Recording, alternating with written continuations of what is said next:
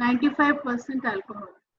पर जो डिसइंफेक्टेंट्स, ठीक है, डिसइंफेक्टेंट्स ये डिफरेंट केमिकल्स जो मार्केट में अवेलेबल होते हैं, Dettol, fruit cutter, antiseptic disinfectants, है ना, ये सब डिफरेंट फॉर्म्स हैं जो मार्केट में अवेलेबल होते हैं एज ए डिसइंफेक्टेंट्स। तो फिर हमने कल देखा था कि व्हाट इज जो डिसइंफेक्टेंट है वो किस तरीके से होना चाहिए। तो it should be broad spectrum, it should be non-toxic, it should be fast acting, it should be odorless, it should have surface compatibility, it should be economical, it should be easy to use, it should be soluble and miscibility with water, not affected by the physical factors such as temperature, है ना, stable on storage. So these are the ideal disinfectant properties which should one disinfectant should have, ठीक है। तो इस तरीके से classification different classification of disinfectant है, acid alkalies, some are acid alkalies, some are halogens, some are heavy metals, some are phenol and its derivatives, alcohol, aldehydes, quaternary ammonium compound, dyes, detergent and soap. So different classification of disinfectants are there. All these things we have seen in the previous class. So what are the different mode of action of disinfectants?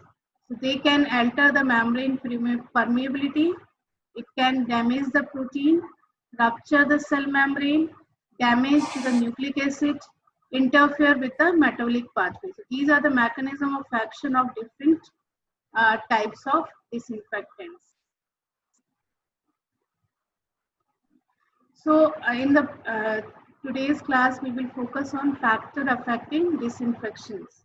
So what are the different factors which will affect the disinfections? One by one we will see all the factors. The first factors are concentration of disinfectant. What would be the concentration of disinfectant? Then temperature, time of contact, pH of the environment, surface tension, formulation of disinfectant, chemical structure of disinfectant, type and number of microorganisms present, interfering substance in the environment, potentiation, synergism, antagonism of the disinfectants. So one by one we will see all the factors. First we will see the concentration of disinfectant, है ना। तो concentration of disinfectant सभी को पता है कि जिस अगर हम concentration अगर increase करेंगे तो क्या होगा, उसका disinfection ज्यादा होगा, ठीक है। तो बैक्टीरियल पॉपुलेशन जो लीथल इफेक्ट है, मतलब जो death of the bacterial population है वो इंक्रीज होगा by the increasing the concentration of disinfectant. जैसे ही अगर हम कंसंट्रेशन इंक्रीज करेंगे तो डेथ रेट जो है या lethal effect on the bacterial population will be increased, ठीक है। अब वो किस तरीके से इंक्रीज होगी, वो आप जैसे जैसे कंसंट्रेशन इंक्रीज करोगे उतना ही इंक्रीज बैक्टीरियल पॉपुलेशन का डेथ भी होगा, ठीक है। तो ये कैसे डिपेंड करता है कि एक्सपोनेंशियली आपको पता है कि दुगनी रेट से वो कंसंट्रेशन इंक्रीज होता है, नॉट लीनियरली नहीं, मतलब बहुत डबल अमाउंट में वो कंसंट्रेशन जो रेट है, डेथ रेट है, वो इंक्रीज हो जाता है, ठीक है। तो effectiveness of any disinfectants will depend upon the concentration of that disinfectant. तो ये सारी चीजें हम किससे पता लगाते हैं कि यहाँ पे आइडियल जो हमारा डिसइंफेक्टेंट है वो फिनॉल है। तो फिनॉल के रेफरेंस में हम सारी चीजें देखते हैं कि फिनॉल का जो ऑप्टिमम कंसंट्रेशन जिसमें वो बहुत इफेक्टिव रहता है दैट इज 1%। तो ऑप्टिमम कंसंट्रेशन ऑफ फिनॉल जिसमें वो इफेक्टिव कंसंट्रेशन है दैट इज 1%, है ना। तो इसके नीचे इट बिकम्स लेस इफेक्टिव। तो किसी भी का डिसइंफेक्टेंट का अगर हम कंसंट्रेशन निकालते हैं तो वो in terms of dilution coefficient निकालते हैं। तो डाइल्यूशन कोफिशिएंट क्या होता है डिसइंफेक्टेंट का, क्योंकि हर एक जो डिसइंफेक्टेंट है उसको हम कंसंट्रेटेड फॉर्म से थोड़ा सा डाइल्यूट फॉर्म में लाके उसका एक्शन देखते हैं, तो वो डाइल्यूट फॉर्म में इतना रहता है कि it is effective against the any bacterial population, तो that is called dilution coefficient. तो डाइल्यूशन कोफिशिएंट क्या होगा, can be calculated by the following equation, जैसे कि एन है आपका कंसंट्रेशन एक्सपोनेंशियल और डाइल्यूशन कोफिशिएंट, है ना। एन क्या है यहाँ पे, डाइल्यूशन कोफिशिएंट है, और इसको हम किस तरीके से कैलकुलेट करेंगे, log T2 minus log T1, है ना, log T2 minus log T1 by log C2 minus log C1। तो यहाँ पे T2 और T1 क्या है, that time with the disinfectant concentration C1, T1 जो है, जो T2 है it is disinfectant concentration C2। तो दो कंसंट्रेशन लेके और दो टाइम लेके हम अगर पहला कंसंट्रेशन यूज कर रहे हैं उससे कितना टाइम लग रहा है किसी भी बैक्टीरिया को डेथ होने में, और दूसरा कंसंट्रेशन ले रहे हैं उसको कितना टाइम लग रहा है डेथ होने में बैक्टीरिया के, तो ये सारी चीजें डिपेंड करती हैं डाइल्यूशन कोफिशिएंट पर। तो दो डाइल्यूशन बना के हम किसी भी डिसइंफेक्टेंट का कंसंट्रेशन देख सकते हैं और कितने टाइम पे वो इफेक्टिव है वो भी देख सकते हैं। तो डाइल्यूशन कोफिशिएंट निकालते हैं, उससे ही पता चलता है कि हम किसी भी डिसइंफेक्टेंट को कितना डाइल्यूट कर सकते हैं और कितने परसेंटेज में वो कंसंट्रेटेड फॉर्म में है जो कि इफेक्टिव है, कितना परसेंट चाहिए। तो जैसे फिनॉल का है it is 1%, 1% means 1 ml in 100 ml। 1 ml अगर आप फिनॉल का लोगे और उसको 100 ml तक डिसॉल्व करोगे वाटर से, it is effective against the bacterial population. तो इस तरीके से डिफरेंट डिसइंफेक्टेंट्स का कंसंट्रेटेड इफेक्टिवनेस निकालते हैं, जिससे कि पता चलता है कि it is effective against that concentration. फिर आता है टेम्परेचर। टेम्परेचर भी आपको मालूम है कि अगर आप टेम्परेचर इंक्रीज करोगे तो lethal effect on the bacterial population will be increased. तो जैसे ही आप थोड़ा भी टेम्परेचर इंक्रीज करते हो तो इफेक्टिव जो इफेक्ट जो डिसइंफेक्टेंट का है वो बढ़ जाता है। अगर आपने टेम्परेचर भी इंक्रीज कर दिया और डिसइंफेक्टेंट भी यूज कर रहे हो तो it will effect on the bacterial population. तो ये किस तरीके से इसको भी हम एक्सप्रेस करते हैं टेम्परेचर कोफिशिएंट से। तो टेम्परेचर कोफिशिएंट क्या है, टेम्परेचर कोफिशिएंट पर degree rise in the temperature is denoted by theta. तो ये temperature coefficient is effect of temperature on bacteriocidal activity, कितना टेम्परेचर इफेक्ट कर रहा है बैक्टीरियोसाइडल एक्टिविटी, इसको हम टेम्परेचर कोफिशिएंट के टर्म्स में डिफाइन करते हैं।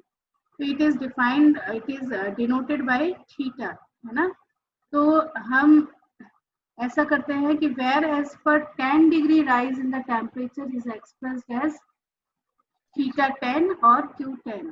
तो हम इसको लगभग Q10 और थीटा 10 के टर्म्स में देखते हैं, जिसमें टाइम रिक्वायर्ड की टेम्परेचर, है ना, जो आपका इनिशियल टेम्परेचर है उसमें कितना टाइम लग रहा है किसी भी बैक्टीरिया को किल करने में, और अगर हमें 10 डिग्री राइज कर दिया टेम्परेचर और उसके बाद कितना टाइम लग रहा है, तो वो दोनों चीजें हम कैलकुलेट करते हैं। जो भी वैल्यू निकलती है इट इज थीटा 10 वैल्यू और Q10 वैल्यू। तो Q10 वैल्यू के टर्म्स में हम टेम्परेचर को कैलकुलेट करते हैं, जिसमें वैल्यू ऑफ Q10 यहाँ पे फिनॉल जो है दैट इज स्टैंडर्ड।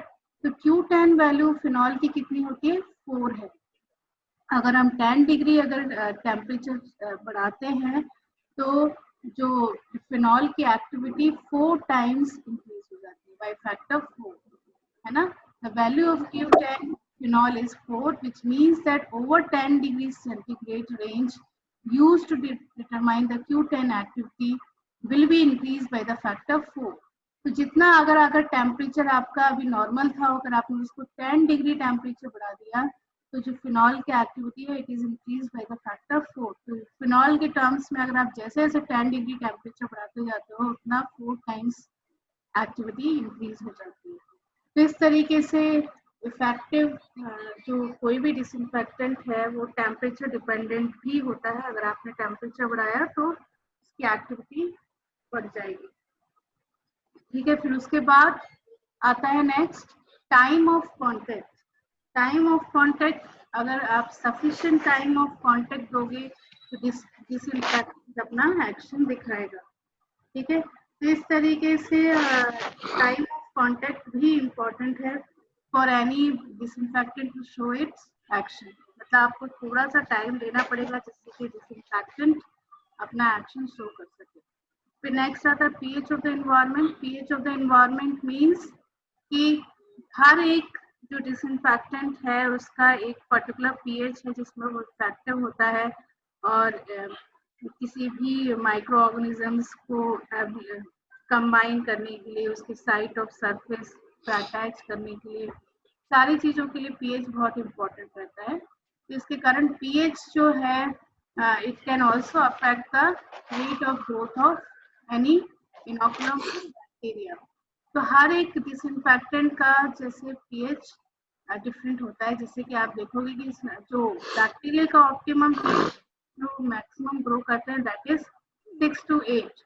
पर अगर आप यहाँ पे डिसइंफेक्टेंट जैसे फिनोलिक और एसिडिक एंटी माइक्रोबियल यूज करते हो तो वो अपनी एक्टिविटी एसिडिक कंडीशन हो तो ज़्यादा अच्छे से दिखाते हैं। ठीक है, एक्रिडिन डाइज और क्वाटरनेरियम अमोनियम कंपाउंड है, उनको अगर आप एल्कलाइन सोल्यूशन दोगे तो ज़्यादा इफेक्टिव होंगे। एम्फोटेरिक एंटी माइक्रोबियल है, तो ये क्या करते हैं कि किसी भी पीएच में अपना एक्शन, तो डिपेंड करता है कि उनका पीएच किस तरीके से आगे जाके होने वाला है और it will show it's effective action. तो इस तरीके से पीएच डिपेंडेंट भी होते हैं डिसइंफेक्टेंट्स। फिर आता है केमिकल स्ट्रक्चर ऑफ डिसइंफेक्टेंट। अगर केमिकल स्ट्रक्चर जैसे कि अगर OH ग्रुप मोस्टली लगा रहता है तो दीज आर कुछ जो डिसइंफेक्टेंट्स होते हैं they are made up of alkyl chain. तो एल्काइल चेन्स अगर 6 कार्बन तक लेंथ में है और अगर पैरा पोजीशन पे फिनोलिक और OH ग्रुप लगा हुआ है तो इट इंक्रीजेस देयर एक्टिविटी, है ना। बट अगर 6 से ज्यादा लेंथ का एल्काइल चेन है तो क्या होगा कि it decreases the body and disinfectant activity. तो इस तरीके से chemical structure of any disinfectant will affect the disinfectant activity. तो अगर एल्काइल चेन 6 कार्बन तक है तो वो अच्छे से अपना डिसइंफेक्टेंट प्रॉपर्टी दिखाएगा, और अगर उससे ज़्यादा बड़ी अल्काइल चेन है तो वो it will not be soluble with water, water की सॉल्युबिलिटी नहीं रहेगी और डिसइंफेक्टेंट एक्टिविटी भी कम हो जाएगी।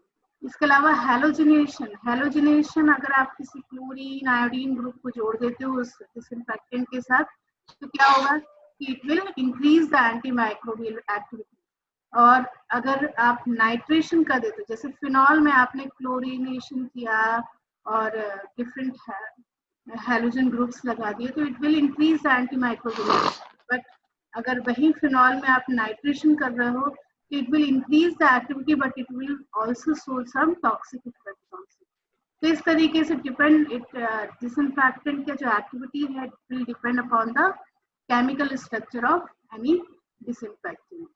फिर type and number of microorganism present. अगर आप कहीं किसी पर्टिकुलर प्लेस में डिसइंफेक्टेंट को एक्टिविटी करने वाले हो पर वहाँ पे डिपेंड करेगा कि किस टाइप का माइक्रो ऑर्गेनिज्म है, whether it is acid fast, whether they are gram positive, whether they are gram negative। इस पर डिपेंड करता है कि वो किस तरीके से वो किस माइक्रो ऑर्गेनिजम्स के ऊपर अपना एक्शन करने वाले हैं। तो the efficiency of disinfectant greatly depends on the nature and number of contaminating micro organism, specially on the presence and absence of bacterial spores. ये भी डिपेंड करेगा कि वहाँ पे स्पोर्स तो नहीं है। तो कुछ आप डिसइंफेक्टेंट जो मोस्टली होते हैं दे आर बैक्टीरियोसाइडल, मतलब बैक्टीरिया को किल कर देते हैं, वेजिटेटिव बैक्टीरिया को किल कर देते हैं, but most of the disinfectants are not killing spores kill नहीं करते हैं। तो उसके लिए आपको, अगर आपको पता है कि वहाँ ज़्यादा स्पोर्स है किसी प्लेस में तो आपको उस तरीके से डिसइंफेक्टेंट्स यूज करना चाहिए, जैसे एल्डिहाइड्स है, फॉर्मल्डिहाइड है, ग्लूटल्डिहाइड है। दीज आर द क्या है, they are killing the bacterial spores also, destroying the bacterial spores also। इस तरीके से डिपेंड करेगा कि किस तरीके का माइक्रो ऑर्गेनिज्म वहाँ पे प्रेजेंट है। इसके अलावा अगर आप जिस भी सरफेस पे यूज कर रहे हो वहाँ पे अगर कुछ ब्लड सैंपल है, बॉडी फ्लूइड्स है, पस है, मिल्क है, फूड रेसिड्यूज है, कोलाइडल प्रोटीन्स हैं, तो इनके कारण भी it may reduce the effectiveness of disinfectant. तो ये भी इंटरफेयर करते हैं अगर कहीं पे आप डिसइंफेक्टेंट यूज करने वाले हो और वहाँ पे पहले से भी पस है, मिल्क सैंपल प्रेजेंट है, ब्लड है, तो ये सारी चीजें इफेक्ट करेंगी डिसइंफेक्टेंट की एक्टिविटी को। इसके अलावा अगर कहीं पे ऑयल पड़ा हुआ है, फैट है, तो ये भी रिड्यूस करेगा डिसइंफेक्टेंट एबिलिटी ऑफ फिनोलिक्स। तो ये सारी चीजें क्या करती हैं, इफेक्ट करती हैं किसी भी डिसइंफेक्टेंट को प्रॉपर एक्शन करने के लिए। इसके अलावा अगर आपको जैसे बताया था कि with the help of some examples, जो मार्केट फॉर्मुलेशंस हैं उसमें डिफरेंट टाइप्स ऑफ डिसइंफेक्टेंट रहते हैं। मतलब वन डिसइंफेक्टेंट के साथ दूसरा डिसइंफेक्टेंट मिला के it may show the synergetic effect, और इसके अलावा सम में show also antagonism effect also. इस तरीके से कुछ अगर हम डिसइंफेक्टेंट्स को कंबाइन करते हैं तो they will show synergetic effect and some में शो एंटागोनिज्म इफेक्ट आल्सो। तो कभी किसी दूसरे केमिकल्स के साथ वो पोटेंशिएट भी हो जाता है और कभी उसकी एक्टिविटी वहाँ पे डिमेंशिएट भी हो जाती है। इस तरीके से डिफरेंट डिसइंफेक्टेंट होते हैं जिनका डिपेंड करता है कि कितना कंसंट्रेशन में आपको यूज करना है, किस टाइम पे, किस टेम्परेचर पे, कितने पीएच पे, आसपास क्या प्रेजेंट है, उसका केमिकल स्ट्रक्चर क्या है, किस डिसइंफेक्टेंट्स के साथ यूज हो रहा है। तो ये सारी चीजें डिपेंड करती है किसी भी डिसइंफेक्टेंट की प्रॉपर एक्शन करने के लिए।